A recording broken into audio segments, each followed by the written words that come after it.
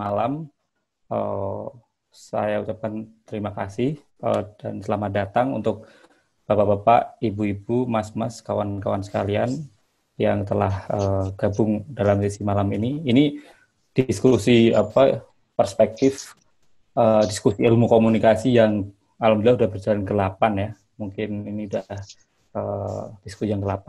Kali ini mengambil tema tentang media jurnalisme di tengah pusaran media sosial.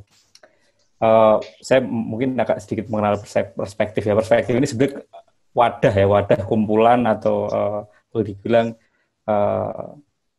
dulu awalnya sih YouTube gitu ya. Cuman karena vakum lama dan justru pada saat pandemik ini kita mencoba formula baru dengan diskusi seperti ini, tapi kok malah alhasil sudah sampai 8 dan mungkin harapannya sih ya kalau minat atau interestnya terus berjalan itu kan diskusinya akan kita tetap lanjutkan dan semoga ada sesi-sesi selanjutnya mungkin Bapak dan Ibu bisa diikuti. Kita juga ada grup, ada sosial media dari YouTube, kemudian Twitter, ada Instagram, itu juga nanti yang kita akan update tentang acara selanjutnya. Dan kita juga terbuka ya bagi teman-teman atau peneliti dan dosen atau yang lain ya. Mungkin kalau misalnya ada penelitian, ada hal-hal yang baru gitu ya, yang sifatnya akademik yang nanti bisa di-compare dengan kawan-kawan yang lain untuk ke depan untuk mau mengajukan untuk ngisi atau jadi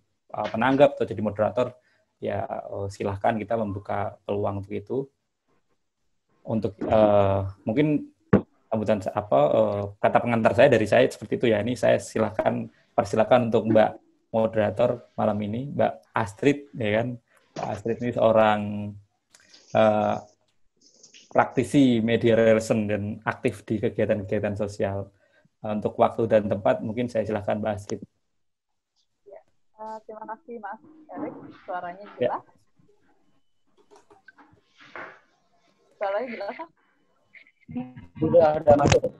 Udah masuk ya. Ya. Kurang kenceng ya, kurang audionya kurang keras. Udah keras? Ya, udah Mbak. Oke. Ya, selamat malam semuanya. Harus cepat dengan mic-nya. Iya, siap, Pak. Oke, perkenalan dulu, nama saya Astrid Dinar. Betul, saya praktisi media dan public relation di NGO.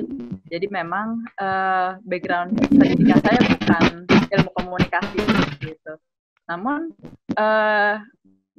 kayaknya bahasan kali ini cukup menarik bahkan untuk orang yang bukan non komunikasi ikut bahas gitu mengenai tantangan jurnalisme di era sosial media. Minggu sebelumnya mungkin kita ada pemateri, lalu langsung disambut dengan teman-teman untuk menanggapi isu yang diberikan oleh pemateri. Namun di minggu ini kita ada 2 penanggap dulu. Jadi nanti sistemnya pertama akan Mas Ikhwan sebagai pemateri akan memberikan materi, lalu akan ditanggapi oleh Mbak Meta dan juga Mbak Iko. Mas Iko. Baik, terima kasih Mbak Astrid. Selamat malam teman-teman semua, Bapak Ibu semuanya. Assalamualaikum warahmatullahi wabarakatuh. Waalaikumsalam. Oke. Senang sekali bisa bertemu dengan Bapak-bapak semua, Ibu semua, dan teman-teman juga. Terima kasih atas kesempatannya ke Mas Erik ya, teman-teman dari Perspektif yang sudah memberi kesempatan kepada saya untuk bisa sharing tentang materi ini, dan nanti juga ada 2 penanggap yang mungkin bisa saling melengkapi ya tentang materi yang saya akan bawakan hari ini. Dan saya juga senang tadi ternyata pesertanya dari berbagai macam daerah ya. Tadi ada yang dari Papua, dari Makassar, dari Medan juga ada gitu ya. Dan ya mudah-mudahan Perspektif bisa terus meluaskan daya jangkaunya. Oke, teman-teman, ini share screen dari saya ya, Mbak Astrid ya. Oke, teman-teman, jadi hari ini sesuai dengan tema yang sudah diberikan bahwa kita akan bicarakan tentang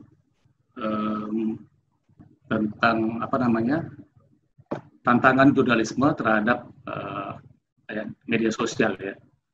Oke, saya sudah bikin materinya dan mungkin bisa saya share di sini.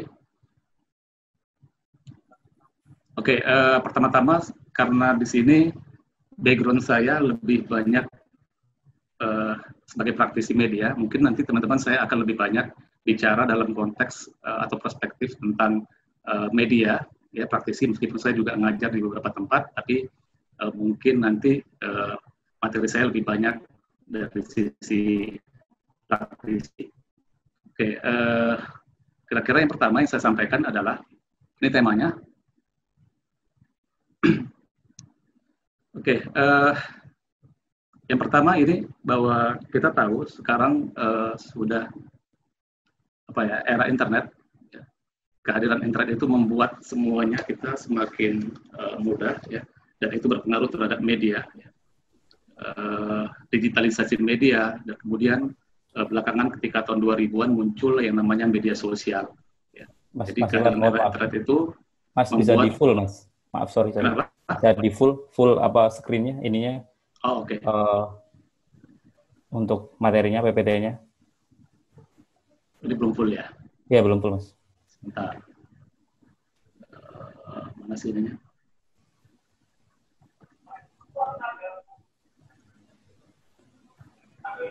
Di bawah tuh, Mas, di bawah yang kanan.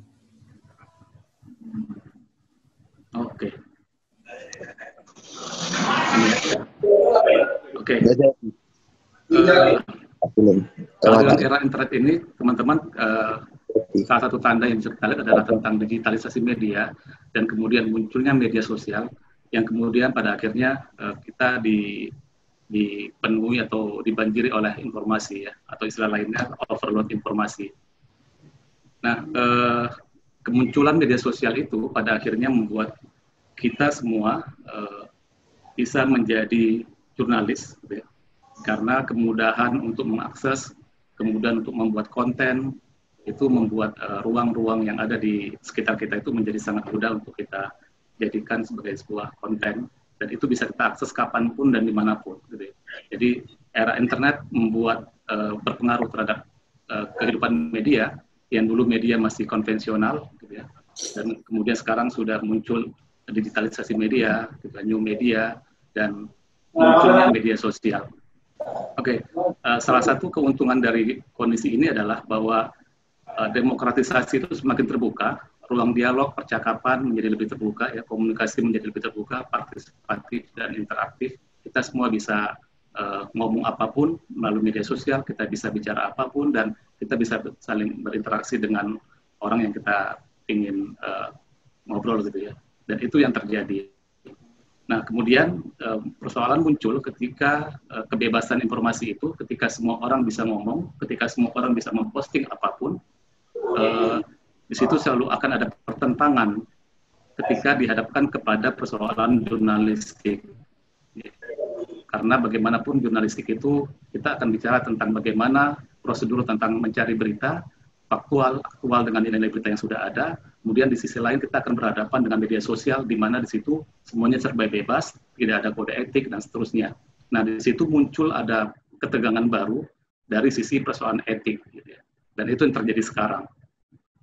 Kemudian hal lain yang menarik adalah ketika munculnya internet dan media sosial itu, kalau kita mengacu pada konsep atau buku yang ditulis oleh Nicholas Carr itu, yang dia bilang bahwa ternyata kehadiran internet dan media sosial itu justru membuat orang justru semakin kehilangan kapasitas, gitu ya. Karena apa? Karena justru kita ketika dibanjiri oleh banyak informasi, pada akhirnya kita tidak fokus, kita mau mencari informasi tentang apa. Dan pada akhirnya ketika semua kita ambil, akhirnya informasi yang kita terima hanyalah informasi yang sepotong-sepotong, gitu ya. Kita mengambil kulit luarnya saja, tapi substansi dari sebuah materi atau informasi itu malah tidak kita dapat, gitu ya. Sehingga pada akhirnya internet itu bisa dibilang justru membuat pembodohan bagi orang yang mengaksesnya. Nah, kemudian tentang persoalan jurnalisme versus media sosial. Nah, tentu kita paham bahwa dua hal ini tentu hal yang berbeda antara jurnalis dengan media sosial. Apa itu perbedaannya? Yang pertama, jurnalisme itu produk yang dihasilkan adalah dalam bentuk berita. Sementara media sosial itu adalah informasi, di mana informasi itu muncul di ruang publik melalui dunia maya. Nah, seringkali orang salah memahami ketika misalnya siapapun boleh memposting di Facebook misalnya atau di Instagram, kemudian orang itu beranggapan bahwa apa yang dia posting itu adalah sebuah berita. Padahal kalau kita mengacu pada konsep ini, sebenarnya informasi yang ada di media sosial itu hanyalah sekedar informasi. Ya, dia adalah ruang publik yang dia bukan sebuah berita. Ya, tentu itu suatu hal yang berbeda. Kenapa berbeda? Yang kedua adalah prosedurnya. Kalau dalam jurnalisme, berita yang dihasilkan itu melalui prosedur yang sangat ketat, ya. Dari mulai perencanaan di awal, kemudian liputan ke lapangan, kemudian wawancara kepada narasumber, dan seterusnya sampai ke rapat editorial, hingga pada akhirnya publikasi. Nah, prosedur itu semuanya berlangsung secara ketat, sehingga berita yang muncul di media itu adalah hasil sebuah liputan yang faktual. Sementara sebaliknya, di media sosial yang kita bisa lihat adalah prosedur itu tidak dilakukan, ya. Jadi siapapun kita, ketika kita bisa melihat suatu peristiwa di lapangan misalnya, kita bisa langsung posting di akun media sosial kita. Artinya apa? Tanpa ada prosedur, tanpa ada gatekeeper di situ, jadi semua bisa berlangsung. Itu perbedaannya. Yang ketiga yang jelas adalah terikat kode etik. Itu sudah pasti, ya. Dalam jurnalisme ada kode etik, ada pedoman, ada panduan yang harus dipatuhi sehingga jurnalisme itu bisa benar-benar bermanfaat buat publik, buat masyarakat, gitu ya. Sementara di dalam media sosial kita tidak ada, sampai saat ini setidaknya kita tidak menemukan ada kode etik yang mengikat bagi orang siapapun yang akan memposting di media sosial. Selanjutnya, kalau jurnalisme itu buat kepentingan publik, sementara media sosial itu buat selera individu. Dan proses kerja di dalam jurnalisme itu butuh waktu, seperti tadi yang saya bilang, ada prosesnya, sementara di media sosial dia cepat, gitu ya, karena tidak ada prosedur itu. Nah, kemudian ini masih berbau teoretik sedikit, gitu ya, tentang saya kutip dari Flew, Terry Flew, tentang apa sih perbedaan antara mass communication media di abad 21 dengan convergent social media di abad 21. Ini juga bisa membedakan bagaimana perbedaan antara media konvensional dengan sosial media dan new media, gitu ya. Kalau kita lihat dari sisi media distribusi, ya, di mass communication media itu dia membutuhkan skala distribusi yang sangat luas, ya. Kita bisa bayangkan mungkin ketika misalnya sebuah koran, gitu ya, diterbitkan dan kemudian bisa nyampe ke pembaca, itu kan butuh proses yang panjang. Nah, tapi ketika muncul internet, media sosial, prosedur itu, distribusi itu nggak ada lagi. Jadi dramatis berubah secara total, gitu ya. Kemudian dalam hal media production, komunikasi massa itu pembagian kerjanya sangat luas, sangat kompleks, gitu ya. Ada gatekeepers dan pekerjaannya dilakukan secara profesional. Sementara dalam convergent social media itu individual, ya. Kemudian tim yang kecil, ya, produser, editor, dan distributor itu juga sebagai konten media di situ. Mereka bisa membuat konten. Kemudian dari sisi media power, asymmetrical power, gitu ya. Jadi kekuasaannya benar-benar tidak berimbang, gitu ya. Sementara dalam convergent social media itu terjadi interaktif, gitu ya. Two-way communication flow, gitu ya. Dua arah komunikasi. Sementara kalau yang di konvensional satu arah. Kemudian dari sisi produser konsumer, ya, impersonal, tidak dikenal. Kemudian dari sosial media itu personal, ya, user create content, jadi pengguna bisa mengkreasi itu. Media konten tendensi itu ada standarnya, sementara kalau konvergensi sosial media lebih kepada demasifikasi, lebih personal. Oke, selanjutnya apa sih yang berubah dari kehadiran media sosial di dunia media? Yang pertama tentu kecepatan, ya. Kita tahu sekarang itu media mainstream, media arus utama itu saingannya bukanlah sesama media, tapi justru pesaing yang paling ketat itu justru ada pada media sosial. Kenapa? Karena media sosial punya keunggulan kecepatan. Kita bisa lihat misalnya banyak peristiwa yang terjadi di lapangan, misalnya ada peristiwa musibah bencana gitu atau bom meledak, itu seringkali pertama kali yang kita tahu itu dari media sosial, bukan dari media mainstream. Nah, akhirnya apa? Akhirnya media mainstream harus perlahan berubah dan menyesuaikan dengan kondisi ini agar tidak ditinggalkan oleh pembaca, kira-kira gitu. Kemudian pengelola media memanfaatkan media sosial untuk mengetahui karakter audiensnya. Nah, artinya apa? Bahwa media sosial sekarang juga sudah dimanfaatkan. Sekarang hampir semua media, gitu ya, baik TV, radio, gitu ya, terutama televisi, gitu ya, kita punya tim sendiri untuk bisa mengetahui bagaimana sih karakter audiens kita. Dan untuk mengetahui itu kita akan bisa menggunakan fitur-fitur yang ada di media sosial. Kita bisa mengetahui data demografi, psikografi tentang audiens kita, sehingga dengan begitu kita akan bisa mudah untuk bisa menentukan strategi konten. Seperti apa sih yang pengen kita buat kontennya agar sesuai dengan audiens kita. Jadi itu juga salah satu keuntungannya. Kemudian di sisi lain, audiens memanfaatkan media sosial untuk memberi ide dan bahkan protes. Dan ini terjadi sekali ya. Bagaimana misalnya di tempat saya kerja gitu ya, kita hampir setiap hari selalu dapat respon dari audiens yang itu bisa mereka sampaikan melalui media sosial dan media sosial. Artinya apa? Banyak pembaca ternyata yang membaca berita itu justru dapatnya dari media sosial. Mungkin kita sehari-hari selalu dapat share tuh di WA group misalnya, dan kemudian kita baca dari situ. Artinya memang tidak semuanya orang membaca langsung ke media yang bersangkutan. Kemudian kebanyakan berita online dibaca dari link yang disebar oleh medsos. Jadi itu juga ya. Artinya menggambarkan bahwa ternyata wartawan dan media sekarang ini sudah sangat tergantung dari kehadiran media sosial. Artinya bahwa ya itu sebuah keniscayaan, sehingga bagaimana akhirnya media mainstream sekarang pada akhirnya sangat bergantung dengan kehadiran media sosial. Dan bahkan media sosial juga menjadi sarana distribusi. Saya yakin semua media, televisi terutama, itu selalu punya kanal juga di YouTube gitu ya. Jadi semua konten yang tayang di TV itu juga ditayangkan di YouTube. Untuk apa? Untuk supaya kita bisa menggrab penonton. Karena bagaimanapun sekarang orang lebih banyak menonton televisi yang memanfaatkan dari media sosial. Jadi nggak langsung nonton TV. Itu kondisi yang terjadi. Dan ternyata di Amerika, kalau dari datanya juga sama ya teman-teman ya, bahwa dari survei yang saya baca, saya kutip ini, sama, di Amerika itu juga 8 dari 10 wartawan di sana itu menggunakan media sosial dalam pekerjaan mereka. Ya. Yang terbanyak itu mereka biasanya ngecek ada breaking news dari media sosial. Jadi media sosial itu selalu menjadi sumber informasi. Kalau ada peristiwa besar, mereka dapatnya dari media sosial. Kemudian untuk mengecek media lain, kompetitornya main apa hari ini, itu juga dari media sosial. Kemudian menemukan ide cerita, itu wartawan juga menggunakan media sosial. Artinya bahwa memang wartawan dan media sudah sangat mengandalkan media sosial sebagai sumber informasinya. Nah, ini data terbaru bagaimana gambaran bahwa memang masyarakat kita di Indonesia itu juga sudah sangat terpapar oleh internet dan juga khususnya media sosial.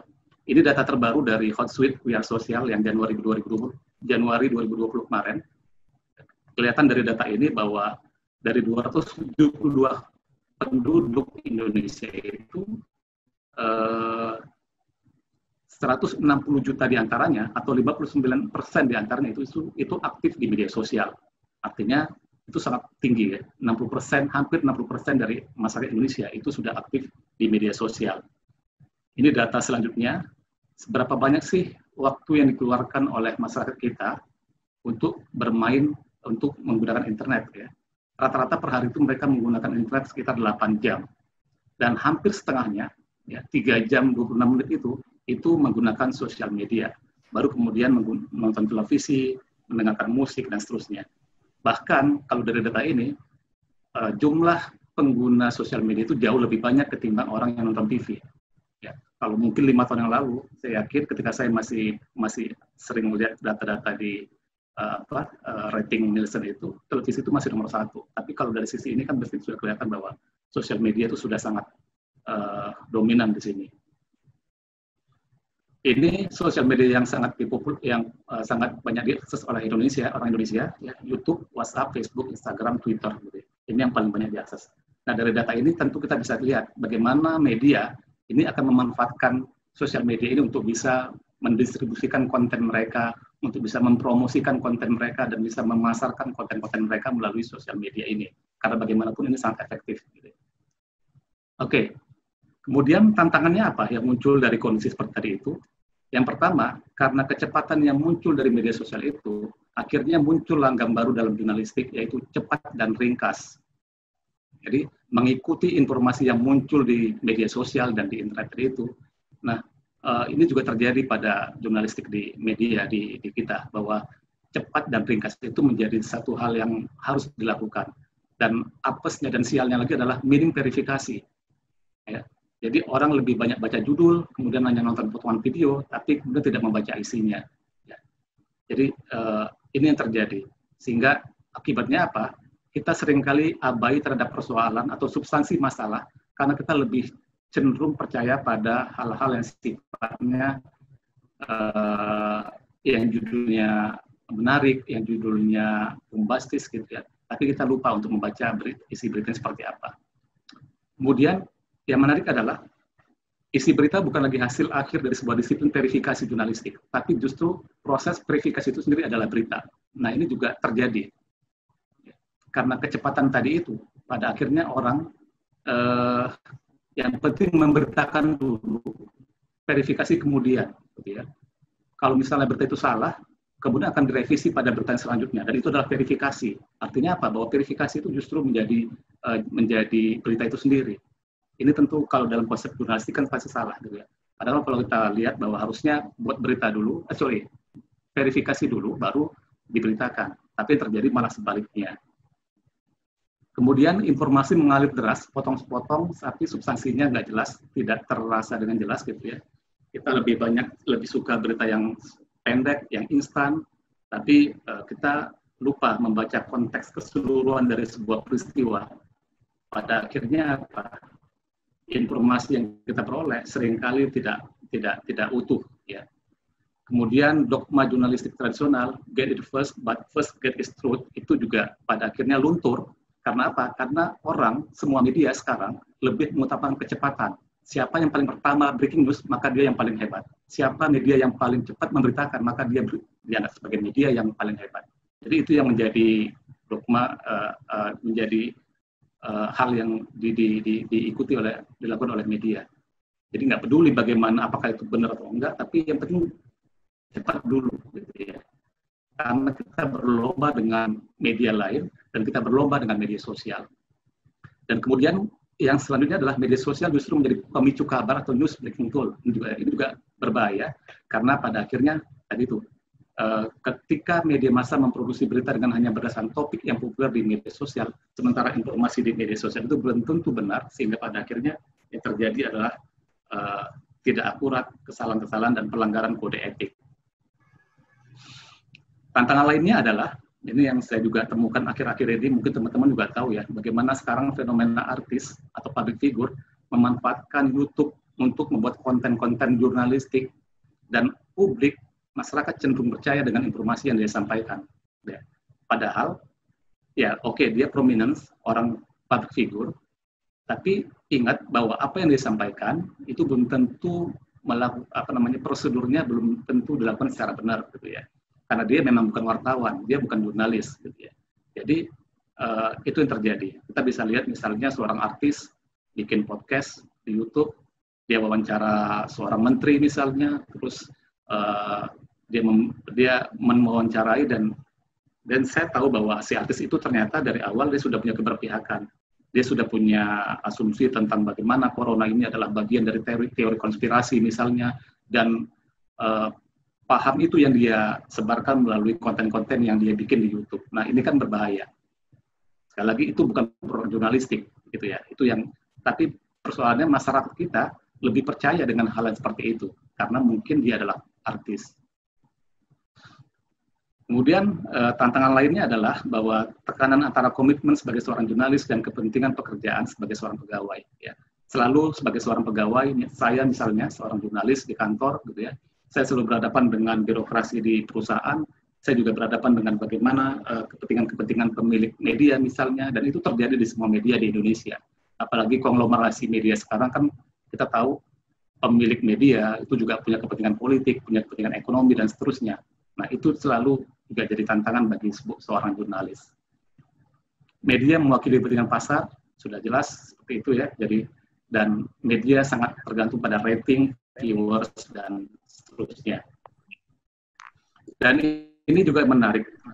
Media sosial dimanfaatkan seseorang atau kelompok tertentu untuk melakukan propaganda dan mempengaruhi opini publik. Saya yakin teman-teman juga sudah memahami ini.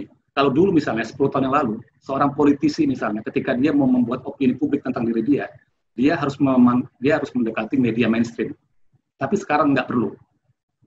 Dia cukup membuat tim untuk bisa membuat konten-konten di media sosial, kemudian itu yang dia sebar dengan kemampuan dana dan kemampuan jaringan yang dimiliki, dan itu bisa menjadi opini publik. Ya. Bisa menjadi viral misalnya ketika ada foto-foto atau video yang dia bikin. Nah, itu yang terjadi. Jadi media sosial dimanfaatkan, dan opini-opini yang muncul itulah yang pada akhirnya menjadi lahan bisnis baru, dan sialnya adalah media mainstream kemudian mengafirmasinya. Jadi seringkali kita, orang-orang yang kerja di media itu, seringkali kita selalu melihat isu apa sih yang muncul di media sosial, apa sih yang menjadi trending topik di Twitter misalnya, dan isu itulah yang akan menjadi sumber berita oleh media mainstream. Nah, padahal kita tahu bahwa isu atau opini yang muncul atau trending topik di media sosial itu seringkali rentan terjadi rekayasa, mobilisasi, dan seterusnya. Nah, ketika media mainstream mengafirmasi opini publik yang muncul di media sosial, maka itu menjadi masalah menurut saya. Ya. Kemudian yang lain juga adalah news judgment atau nilai berita itu bergantung pada algoritma dan search engine. Ini sama juga.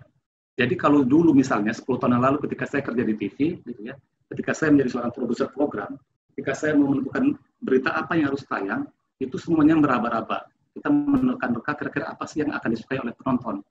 Tapi sekarang enggak. Sekarang sangat gampang.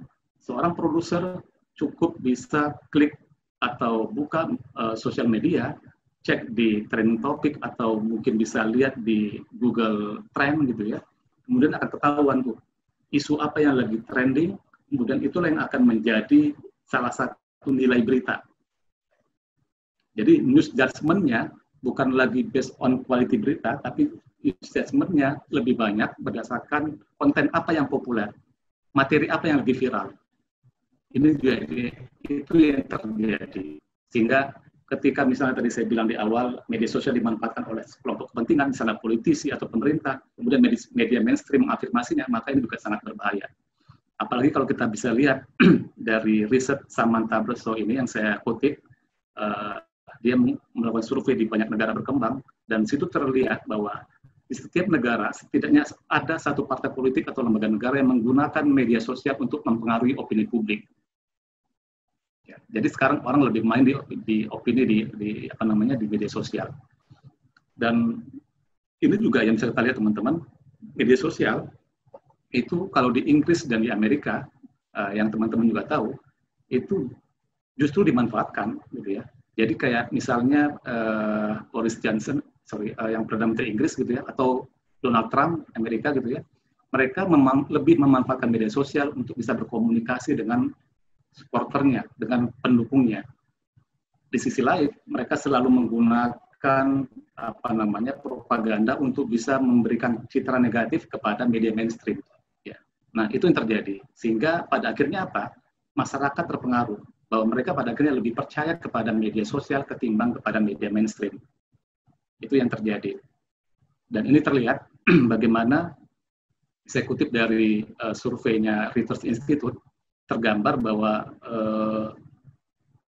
ketika mereka melakukan survei terhadap para pemilik media di beberapa negara, orang-orang atau pelaku media itu cenderung optimistis terhadap bisnis media, tapi mereka cenderung pesimis dengan nasib jurnalisme ke depan. Kenapa? Karena jurnalisme dianggap akan semakin terdegradasi dengan kehadiran dunia media sosial seperti sekarang ini. Dan kita bisa lihat tadi contoh bagaimana di Inggris politisinya memanfaatkan media sosial gitu ya untuk bisa membuat opini publik, bisa memberikan citra negatif kepada media mainstream. Itu yang terjadi. Nah, ini akibatnya teman-teman ya, ada karya jurnalistik itu semakin terdegradasi dan cenderung sekarang beberapa orang lebih percaya kepada media sosial ketimbang media mainstream. Apalagi media mainstream juga banyak persoalan. Ya. Ketika tadi kecepatan lebih diutamakan, ketika model bisnisnya lebih pada menghamba kepada rating, share, viewers gitu ya, maka hal yang terjadi adalah pelanggaran kode etik. Ya, itu yang rentan terjadi. Ini survei ICEAS yang memperlihatkan bagaimana media sangat justru menjadi pihak yang entitas yang paling bawah, nomor 4, yang tidak dipercaya, ya, di samping partai politik, kemudian DPR, dan pengadilan, kemudian media itu sebagai institusi yang tidak dipercaya atau yang nilai kepercayaannya sangat rendah dibandingkan lembaga-lembaga lain. Ini mungkin bisa menjadi cermin juga. Nah, ini survei Dewan Pers terhadap kepercayaan publik tahun 2019 gitu ya. Tapi kalau kita lihat hasil survei ini, paling tidak kita masih bisa karena terlihat publik atau masyarakat masih cenderung percaya gitu ya, menggunakan media mainstream, ya, terutama media cyber dan televisi. Kelihatan dari data itu, ya, orang masih lebih mengandalkan media cyber dan media televisi untuk sebagai sumber informasinya. Kemudian kalau ditanya alasan memilih media konvensional, kenapa? Karena mungkin di situ jawabannya lebih banyak informasinya lebih terpercaya, kemudian kemudahan untuk mengakses berita, kecepatan dan seterusnya. Kemudian ketika ditanya apa sih kekuatan media sosial, ya, nah orang responden menjawab lebih banyak kecepatannya, kemudian kemudahan dalam mengakses dan terbiasa mengakses media tersebut. Ini survei dari Dewan Pers ya. Saya terusin aja biar cepat. Ini juga survei tentang bagaimana tingkat kepercayaan terhadap media sosial dan mesin pencari. Fluktuasinya kelihatan.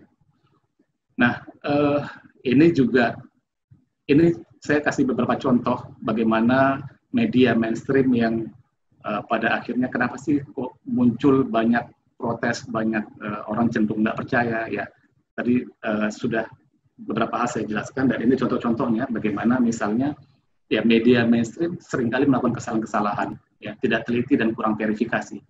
Ya. Ketika mengutip dari media sosial dan tidak melakukan proses verifikasi, maka akhirnya rentan terjadi kesalahan. Contohnya misalnya ini dalam ledakan bom Sarinah ya, tahun 2017 masalah ya. Teman-teman ingat bagaimana ketika peristiwa itu terjadi ya, pagi hari, dan kemudian semua TV berlomba-lomba untuk breaking news ya. Nah, kemudian TV One dan Metro TV menyampaikan informasi ada ledakan lain di tempat lain gitu ya, di Selipi, di Kuningan gitu ya, di Palmerah juga gitu ya. Dan ini lucunya si hostnya ya, presenter dari Metro TV bilang kami akan mencoba mengkonfirmasinya. Ini kan sesuatu yang sangat aneh ya. Di saat orang butuh kepastian, dia justru memberikan informasi yang belum pasti, tapi kemudian disampaikan kami akan mengkonfirmasinya. Ini yang terjadi, sehingga pada akhirnya informasinya jadi ini. Dan ternyata memang ke belakang terbukti bahwa memang tidak ada ledakan lain di tempat lain, cuma di bom Sarinah. Ini juga terjadi ya, nggak cuma TV, tapi media online juga memberitakan hal yang sama. Ini contoh kasusnya aja.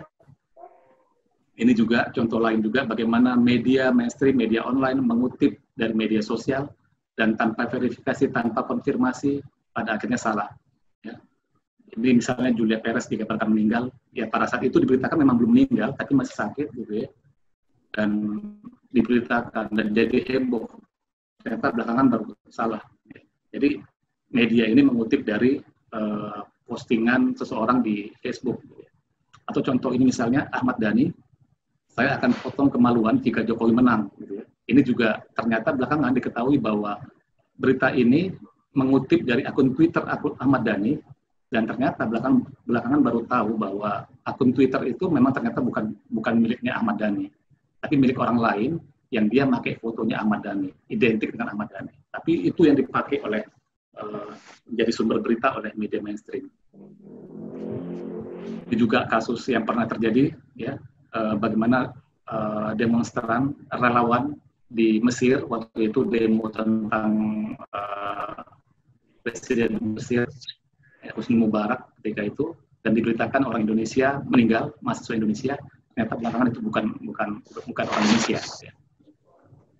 Ini juga yang baru terjadi, mungkin teman-teman masih ingat minggu lalu kalau nggak salah saya, ya, hampir semua media mainstream itu memberitakan tentang putusan PT UN yang tentang pemblokiran internet di Papua, dan ternyata semua media itu salah mengutip gitu ya. Itu diberitakan bahwa Jokowi harus minta maaf karena melakukan pemutusan akses internet di Papua.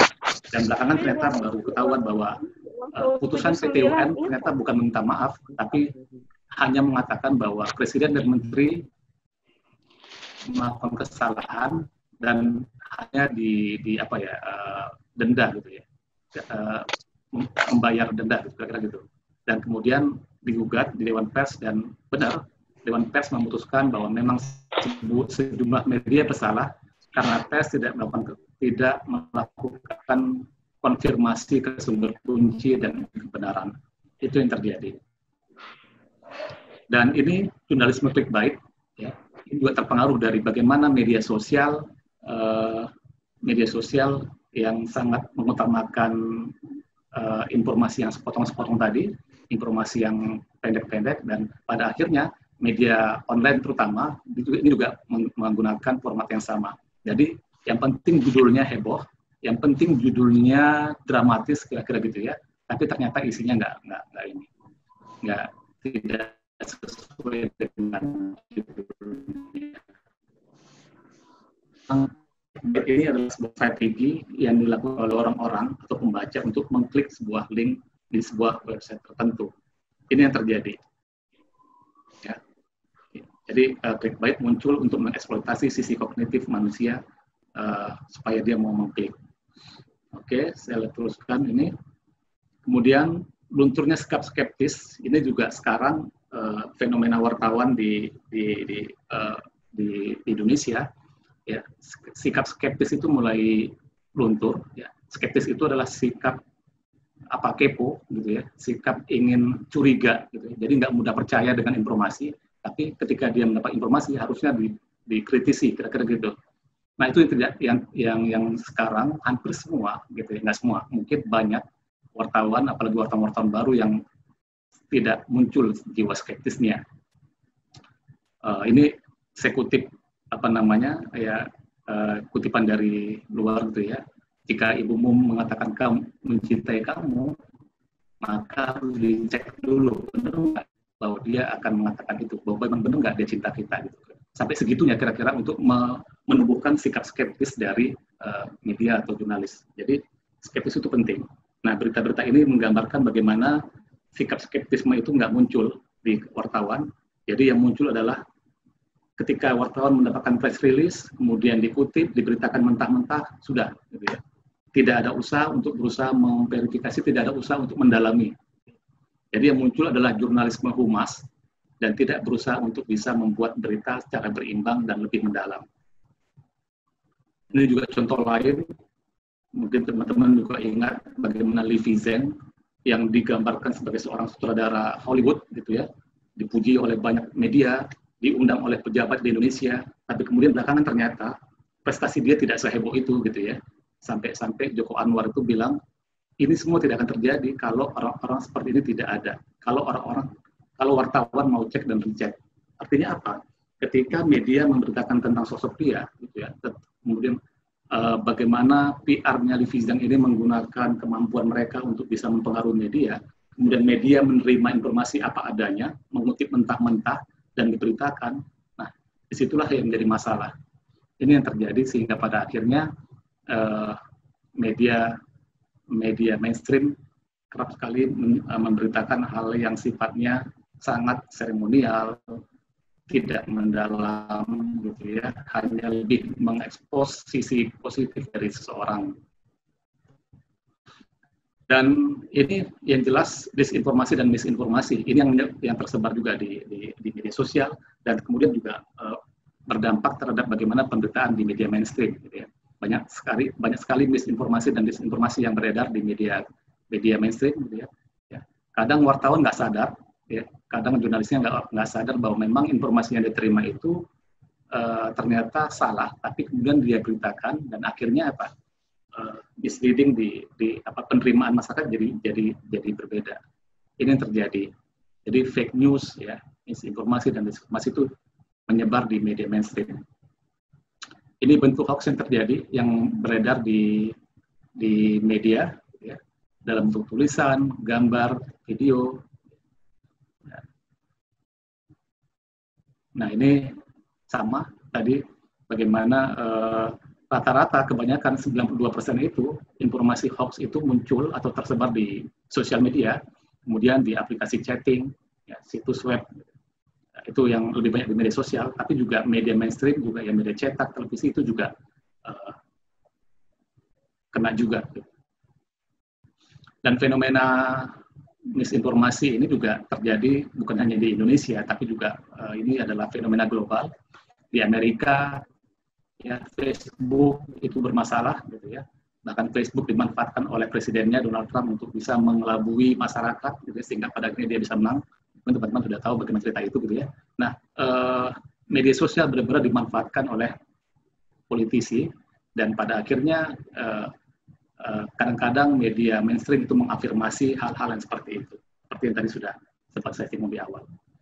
Ini survei tentang bagaimana platform digital berperan dalam menyerang misinformasi, gitu ya, memberantas misinformasi. Twitter, Google Search itu dianggap sebagai platform yang sangat concern. Halo? Kemudian, ya. Kemudian platform yang sangat concern juga untuk mendukung jurnalisme itu Google, gitu ya. Itu sebagai sebuah platform yang sangat concern mendukung jurnalistik, gitu ya. Sehingga ada Google News Lab misalnya, itu yang mereka selalu membuat pelatihan-pelatihan ke media, membuat cek fakta, gitu ya, membuat cek fakta sehingga media sekarang sudah bisa, hampir semua media sekarang punya kemampuan, punya tools untuk bisa cek fakta. Ini dalam konteks bagaimana corona, gitu ya, itu juga bagaimana informasi misleading juga tersebar banyak di sosial media, ya, terutama Facebook dan Twitter. Oke, itu kondisinya. Kemudian apa sih kira-kira rekomendasi yang bisa dilakukan misalnya untuk media? Yang pertama adalah karena tadi kondisinya bahwa ketika media lebih mengutamakan kecepatan, ketika media lebih mengutamakan clickers, rating dan seterusnya, ya, maka rekomendasinya adalah bagaimana jurnalisme harus kembali ke dasarnya, bahwa prosedur jurnalisme konvensional itu harusnya tetap dilakukan, tetap dijunjung tinggi oleh banyak wartawan dan media. Ya. Jadi nggak bisa misalnya sebuah berita muncul hanya gara-gara postingan di sosial media, kemudian diberitakan. Atau mungkin ketika wawancara hanya menggunakan informasi sepotong di Twitter atau WA, wawancaranya, gitu ya, dan itu terjadi, gitu ya. Dan pada akhirnya itu seringkali rentan terjadi kesalahan. Nah, dalam prosedur jurnalisme konvensional, semua itu harusnya dihindari. Ya. Justru yang dilakukan adalah, kalau mau kembali kepada ortodoksi dalam reportase, ya harus liputan ke lapangan, wawancara, observasi bagaimana di lapangan, kemudian editing di newsroom, kemudian ada editorial meeting, sampai pada akhirnya itu dipublikasi. Jadi prosedur itu harusnya tetap dilakukan ketika kita membuat sebuah berita. Kemudian menerapkan istilahnya slow journalism, gitu ya. Ini slow journalism ini kan antitesa dari fast journalism, ya, muncul ketika misalnya sekarang orang lebih mengutamakan kecepatan, tapi slow journalism ini justru mengutamakan kedalaman. Oke, informasinya nggak muncul secara cepat, tapi yang penting informasinya, datanya bisa banyak, gitu ya. Ibaratnya kalau misalnya makanan, gitu ya, kalau kita datang ke restoran fast food, ya, kecepatan mendapatkan makanan itu diutamakan. Tapi dalam slow journalism ini, ya, kalau kita analogikan dengan makanan, maka wartawan harusnya memahami bagaimana orang-orang yang memasak dengan cara-cara tradisional. Jadi kalau orang masak itu kan kalau pakai bumbu, gitu ya, bumbunya macam-macam, kemudian dimasak dengan cara-cara yang ini sehingga hasilnya masakan yang enak. Gitu ya. Jadi bukan fast food, tapi makanan yang memang dimasak secara banyak prosedur yang panjang kira-kira gitu. Nah, slow journalism itu konsep itu mengambil dari tadi itu. Jadi bagaimana memberitakan dengan lebih mendalam, tapi kualitas data dan informasinya itu yang diutamakan. Kemudian rekomendasi lainnya adalah bagaimana meningkatkan mutu jurnalis. Ya. Selalu ada persoalan di sini, jurnalis profesional versus jurnalis aktivis. Ini istilah saya sebenarnya. Apa sih jurnalis profesional itu? Ya, orang-orang yang kerja di media itu adalah jurnalis profesional. Saya kerja di media, saya kerja di TV, gitu ya. Saya adalah jurnalis profesional. Tapi apakah itu cukup? Menurut saya enggak. Justru yang dituntut di sini adalah bagaimana kita juga harus bisa menjadi aktivis, tidak sekedar menjadi profesional. Kalau Anda menjadi jurnalis yang profesional, maka ya Anda harus mengikuti aturan yang ada di media Anda. Ya, Anda harus mengikuti bagaimana prosedur kerja dan kepentingan dari pemilik media misalnya. Tapi ketika Anda menjadi jurnalis aktivis, maka Anda punya kemampuan, punya keinginan untuk bisa menjadi mengadvokasi masyarakat, untuk bisa memberitakan, membela masyarakat, orang-orang yang tertindas, orang-orang yang termarginal. Nah, itu yang harusnya juga, kesadaran itu yang juga harusnya dimiliki oleh jurnalis saat ini. Kemudian juga adalah jurnalisme data. Ini juga sebuah tren yang sekarang muncul dan dilakukan oleh banyak media. Jadi bagaimana kita jurnalisme yang lebih mengutamakan data, gitu ya. Kita tahu sebenarnya internet, teknologi komunikasi sekarang itu kan menjadi lautan data yang itu sebenarnya potensial untuk bisa menjadi sebuah informasi yang sangat sehat buat publik, gitu ya. Nah, dalam jurnalisme data itu yang dilakukan. Bagaimana kita bisa memahami data dan memahami konteks sebuah cerita dan peristiwa. Jadi nggak cuma sekedar memberitakan apa yang terjadi, selesai. Apa yang muncul, diberitakan, selesai. Nah, jurnalisme data itu menghendaki adanya kedalaman dan komprehensif dari sebuah peristiwa. Kemudian media komunitas ini juga peluang yang sangat besar untuk bisa diciptakan, untuk bisa menangkal dari fenomena munculnya banyaknya media mainstream yang hanya mengutamakan kecepatan sehingga berdampak terhadap kualitas jurnalistik yang sangat rendah. Crowdfunding journalism, ya, ini yang dilakukan oleh Tempo misalnya. Jadi bagaimana sebuah liputan investigasi didanai oleh beberapa lembaga secara bersama, gitu, itu juga sangat menarik menurut saya. Contoh juga compensation, media online compensation juga itu kan dananya dari lembaga non-profit, itu juga bisa menjadi alternatif media untuk bisa menghasilkan konten-konten yang positif, konten-konten yang berkualitas buat masyarakat. Kemudian kolaborasi ini juga terjadi, ya, dan ini mungkin kasus Panama Papers itu juga sangat tinggi, tapi juga di beberapa daerah yang saya dengar juga sudah mulai terjadi. Teman saya kemarin di Jogja misalnya, mereka membuat beberapa media di daerah itu, mereka berkolaborasi untuk membuat berita mendalam tentang corona. Ya, di Jogja itu, mereka tidak percaya dengan data tentang jumlah pasien yang meninggal, jumlah pasien yang positif corona. Kemudian beberapa media itu berkolaborasi, melakukan investigasi, dan mereka mendapatkan data. Ternyata data yang dimunculkan oleh pemerintah itu ternyata berbeda dengan data yang mereka peroleh di lapangan.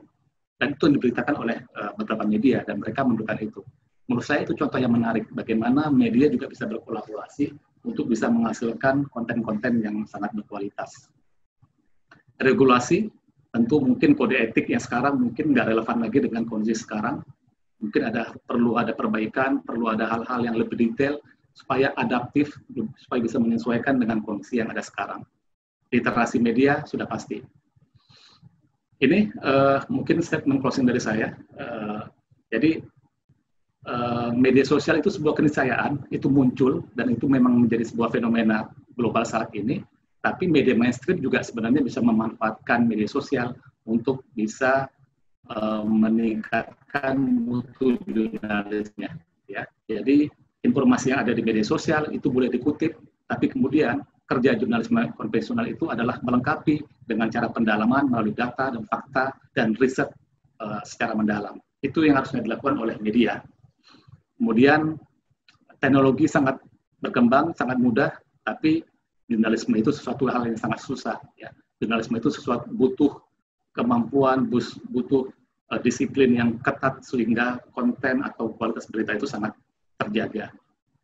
Dan yang terakhir yang ingin saya sampaikan adalah bahwa ke depan, meskipun kecenderungan orang tidak percaya terhadap media, kecenderungan orang lebih percaya terhadap media sosial, kecenderungan orang lebih mengakses informasi ke media sosial daripada media mainstream, tapi menurut saya, pada akhirnya nanti gitu ya, orang akan kembali kepada media mainstream. Kenapa? Karena pada akhirnya orang akan melihat atau lebih akan kembali lagi ke media yang mampu memberikan informasi secara benar. Ya, jadi based on trust itu mungkin next model bisnis media buat ke depannya. Oke, kira-kira itu mungkin sebagai pengantar materi dari saya. Kalau kelamaan, mudah-mudahan nggak kelamaan. Itu Mbak Astrid nanti mungkin bisa ditanggapi dan nanti mungkin teman-teman yang lain juga bisa akan bertanya. Terima kasih. Saya kembalikan ke moderator. Terima kasih Mas Ikhwan, materi yang sangat lengkap dan juga tadi ada beberapa rekomendasi yang sangat bisa dijalankan kalau menurut saya. Namun sebelum kita ke pertanyaan yang ada di chat, mungkin ada tanggapan dulu dari Mbak Iko maupun Mbak Meta. Apakah Mbak Meta sudah bisa bergabung kembali? Oke, Mbak Iko dulu. Silakan Mbak. Assalamualaikum warahmatullahi wabarakatuh. Selamat malam semuanya. Mohon izin ya buat senior-senior. Saya mewakili mungkin sebagai pengguna ya, sosial media dan juga sedikit mengamati media mainstream. Ada beberapa catatan penting mungkin yang disampaikan oleh Mas Ikhwan tadi. Saya melihat bahwa dari data yang diberikan mungkin yang sudah juga banyak beredar bahwa wartawan juga sering menggunakan ya tadi hampir 80% menggunakan media sosial dari mulai mencari data, kemudian juga mencari hubungan dengan audiens, pengayaan diri itu melalui sosial media. Artinya kita melihat bahwa medsos itu sebenarnya bukan musuh bagi media mainstream, bagi jurnalis ya, bagi wartawan. Nah, kalau kita bicara tantangan kan harusnya tantangan itu suatu hal atau suatu objek yang membuat kita itu mau meningkatkan kemampuan kita untuk menyelesaikan masalah-masalah mungkin ya yang terjadi gitu.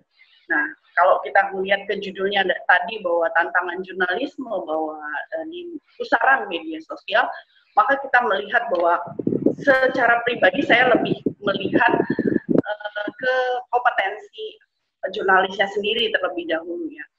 Saya kira memang di kita masih belum melihat bahwa seorang jurnalis itu harus tersertifikasi secara teknis maupun secara analisanya dia gitu tentang bagaimana menulis untuk media mainstream yang seharusnya menjadi sumber masyarakat untuk mencari sebuah kebenaran ya. Nah kalau dari contoh-contoh tadi kan terlihat bahwa memang oh ya gitu kita jurnalis-jurnalis kita masih belum memiliki sertifikasi kompetensi di bidang jurnalistik sehingga memang terjadi ketika dia hostnya online gitu di TV dia bilang kami coba mengkonfirmasikan masalah ini harusnya nggak terjadi tuh kayak gitu, harusnya dia konfirmasi dulu baru dia live gitu. Kemudian tadi Mas Ikhwan juga ngomongin soal kode etik ya.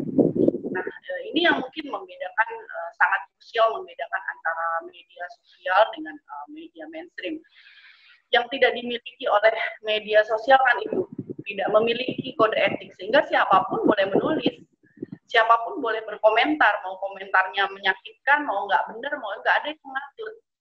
Sehingga kita sebagai pembaca, sebagai pengguna media sosial juga harus cerdas gitu ketika melihat sumber bacaan kita. Permasalahannya lagi adalah literasi media masyarakat kita juga masih rendah, sehingga kita tidak bisa kemudian bilang bahwa oh mereka salah, udah pasti salah gitu. Tapi lebih ke bagaimana mereka sebenarnya tidak melihat literasi media itu sebagai sesuatu yang penting untuk mencari sumber informasi yang benar gitu. Nah, kemudian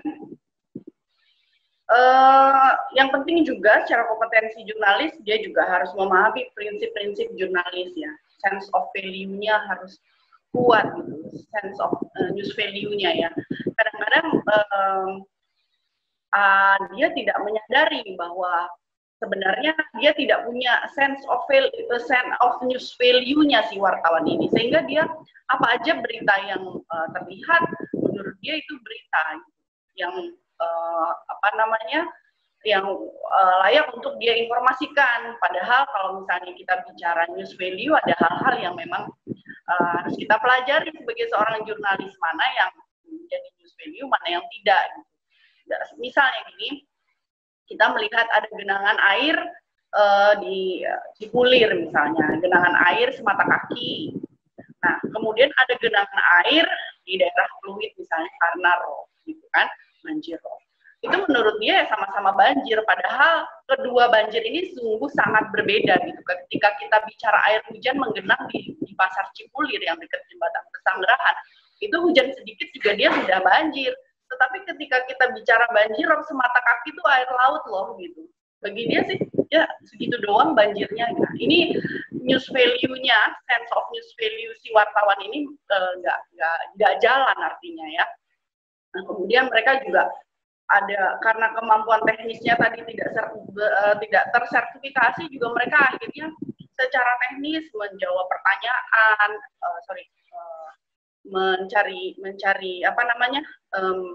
mencari jawaban dari sebuah fenomena atau sebuah peristiwa itu, teknik wawancara yang salah, kemudian data-data yang mereka peroleh juga nggak tajam gitu. Nah, ini yang kemudian menjadi permasalahan bagi dunia jurnalistik. Padahal seorang wartawan yang sudah memilih profesi itu seharusnya dia mampu ya untuk memahami bagaimana profesi itu bisa dijalankan. Kemudian tadi ada tantangan yang disebutkan oleh Mas Iwan, ada cepat, ringkas, minim verifikasi. Tadi ada juga catatan dari partisipan, kok bisa ya gitu, media mainstream ngambil source dari media sosial yang mungkin beredar gitu. Menurut saya sih sah-sah aja kalau misalnya memang itu menjadi sebuah pembicaraan di dalam masyarakat. Justru disitulah fungsi media mainstream.